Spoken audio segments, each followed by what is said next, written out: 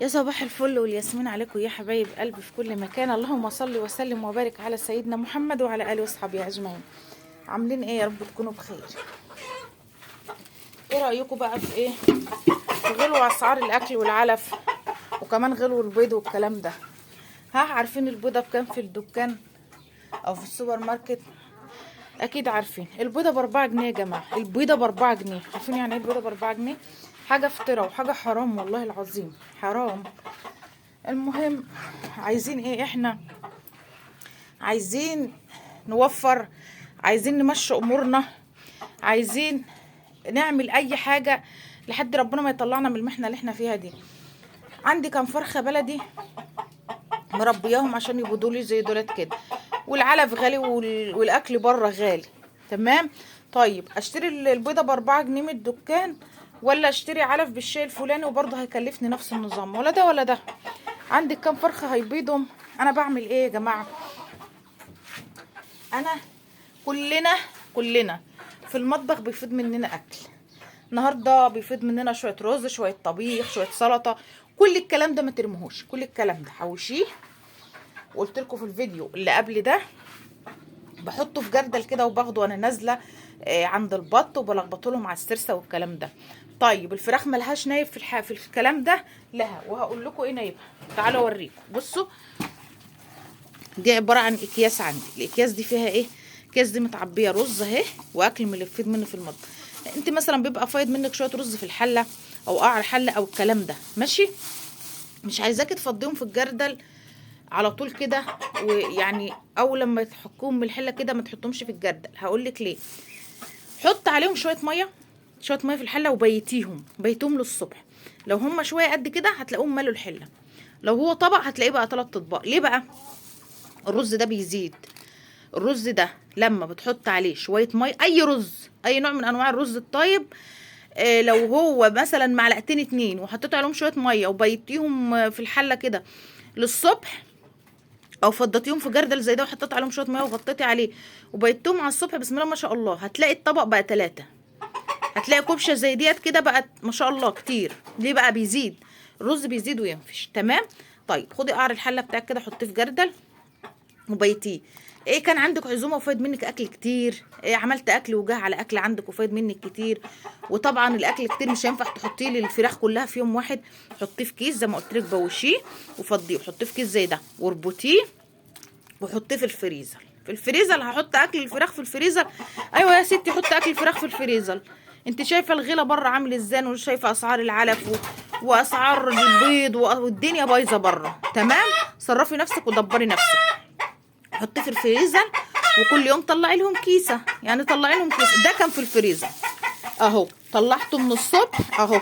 بصي فك خالص اهو بقى. بصي اهو كانه ما اتحطش في الفريزر. وصباحي تحطي لي الفراخ بتاعتك. بصي اهو، مش هيخلوا فيه حبايه. انا عارفه انا بقول لك ايه، مش هيخلوا فيه حبايه. وعايزه اقول لك ان هو كمان حلو للفراخ وحلو للطير اكتر من العلف اللي انت هتشتريه، واكتر من الدشيشه اللي انت هتشتريها، واكتر من العيش الناشف اللي انت هتشتريه من بره. اهو، اي رز يفيض منك بوشيه زي ما بقولك كده، وبيتيه وعبيه في اكياس وحطيه في الفريزر. وكل يوم طلعي لطيورك الكيس، حطه لهم. منك هتبقي حرام ما رمتيش الاكل اللي فايض منك ده، عشان حرام نرمي حبايه رز في غير الرز وغير الاكل اللي احنا فيه ده، حرام نرميه. ومنك هتبقي وفرت على نفسك ان انت ما اشتريتيش علف من بره، ما اشتريتيش دشيش من بره، ما اشتريتيش عيش من بره. انت شايفه الدشيش بكام والعلف بكام والعيش بكام كتير، تبقى انت وفرت على نفسك. وحرام ان احنا نشتري البيضه ب4 جنيه وب3 جنيه. حرام لما اجيب لي كام فرخه من دولت واربيهم ياكلوا ورايا الاكل بتاع البيت بتاعي، ياكلوا فرافيت العيش اللي بتفيض من عيالي، ياكلوا شويه الرز اللي بيفيضوا مني ومن مواعيني. مكان غسيل المواعين وانت بتغسلي المواعين كده يا قمر في الحوض، مش بتلاقي كده نازل اكل كتير في الحوض، مكان السلطه ومكان الرز ومكان الخضار. لما بتعملي محشي مش بيفيض منك ورق كرنب وورق خس وورق خضره وكل الكلام ده، ومن ورق العنب، من كوسه، من اي حاجه انت بتعمليها طبعا بيفيض منك بواقي والكلام ده. مكان الطماطم، مكان اي حاجه في الدنيا بتفيض منك حطيها في الجردل، وقوم الصبح وانت طالعه عند الطيور بتاعتك فضها لهم، هياكلوها وهيشبعوا وهيبيضوا معاكي. اكل البيت ده اكل طبيعي. كفايه انك بتاكلي فراخك وطيورك من الاكل اللي انت بتاكلي منه. عايز حاجه انضف من كده؟ ولا عليها دواء ولا عليها كيماويات ولا عليها اي حاجه.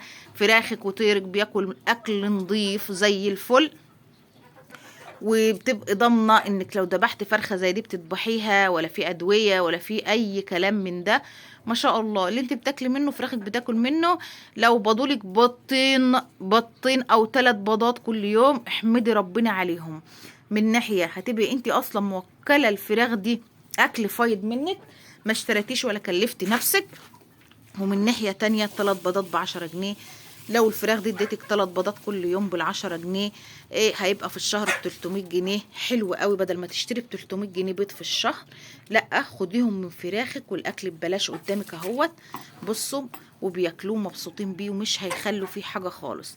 عايزه اقولك انك الاكل اللي بيفيض منك حط لهم كل يوم الصبح. ولو عندك زياده، انا بتكلم ان انت تحط في الفريزر لو الاكل زايد عنك، فهماني؟ يعني لو لقيت الرز كتير ما تروحيش تحطيه كله في يوم واحد. كل حاجه لها قانونه، بدل ما اروح احط كله في يوم واحد، لا احط لهم اكل على قدهم والباقي اعبيه في اكياس زي ما بقول لك كده واحطه في الفريزر. لما يبقى مش موجود عندي اكل اسحب بقى كل يوم الكيس كده واجيبه كده زي ما انا جبته كده. والله العظيم والله العظيم ده كان في الفريزر، سبته بس ساعتين 3 فكه اهو زي ما انت شايفه كده.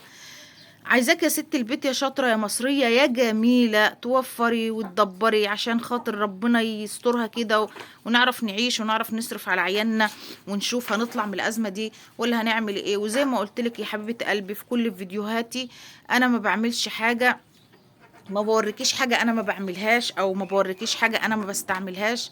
أنا بطبق كل الكلام اللي أنا بقولكوا عليه على طيوري. أنا ماشية كده بالحاجات دي على طول، حتى من قبل ما أعمل قناة ومن قبل ما أنزل لكم وأنا بربي طيور بقالي سنين وسنين وماشية بالكلام اللي أنا بقولكوا عليه. واللي أنا بوريهولكوا دلوقتي هو ده اللي أنا ماشية بيه على طول مع طيوري، سواء صورت أو ما صورتش أنا ماشية بيه. بستفاد من حاجتي بدل ما ارميها في الزباله، بستفاد من الحاجه ديت، ما برميش اي حاجه خالص. ابقى مني ما رمتهاش عشان حرام، وابقى مني اكلت طيوري حاجه نظيفه وحاجه صحيه وحاجه حلوه، وابقى مني برضو وفرت الحاجات اللي انا بشتريها من بره، واخدت البيض ده يعتبر ببلاش. لانك لما تحطي لفراخك دي بواقي الاكل اللي عندك وبواقي الاكل اللي في المواعين والحلل بتاعتك، يبقى انت كده خدت البيض بتاعهم ببلاش. انما لما تشتري علف وتشتري تشيش وتشتري عيش والكلام ده كله وتحط لهم، يبقى انت برضو صرفتي ويبقى انت كلفتي والكلام ده. وقلت لكم ان انا بعمل كل حاجه قدامكم على الطبيعه زي ما انتم شايفين. جربي ومش هتخسري حاجه. لو تابعتي كل فيديوهاتي هتلاقي كل حاجه عندي لطيوري طبيعيه وبعملها من البيت. لو بتشوفي قناتي لاول مره اشتركي فيها وفعلي زر الجرس عشان يوصلك كل جديد. لو فيديوهاتي بتعجبك حطلي لايك ودعميني، واستنيني في فيديوهات جايه كتير والمهم والمفيد عن الطيور.